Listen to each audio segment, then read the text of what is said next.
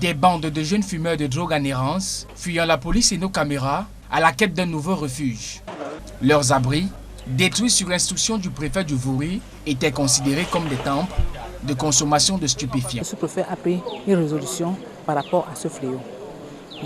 On a mis ces maisons sur la terre parce que c'était leur local. Donc ils se logeaient dedans. Bon, depuis qu'on a détruit, en journée, il y a peu de gens et dans la nuit, c'est sec. Une des consommatrices sur le site nous relate le type de drogue consommée dans ces lieux. La taille, le caillou, la graine, ce qui nous prend maintenant la tête, la graine qui existait maintenant. La taille même n'a plus de sens même. Ils ont sorti une nouvelle drogue maintenant qu'on appelle la graine.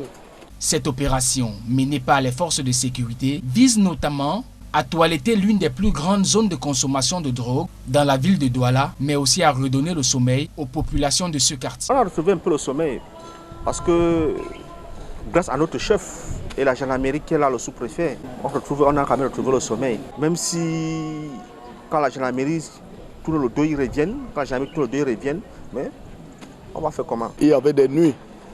Les gens ne dormaient pas ici dans la nuit. Les motos par-ci, par-là, les gars qui sortent. Et effectivement, ceux qui fument même ne sont pas les gars qui sortent de Makia. En raison de la délinquance et de la consommation des stupéfiants de toute nature, Makia est depuis réputée zone à haut risque par les autorités. Devant nous, des gendarmes en faction mettent le grappin sur un jeune commerçant de drogue en flagrant délit. Allons-y.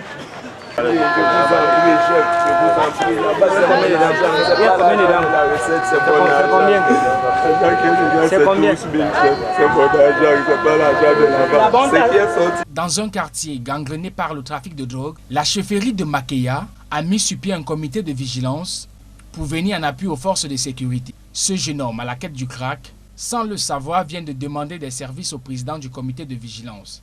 Je suis responsable du comité de vigilance. Ce monsieur Arasta, il vient me trouver. Comme il ne me remarque pas comme membre du comité de vigilance, il me tend de l'argent qu'il veut la drogue.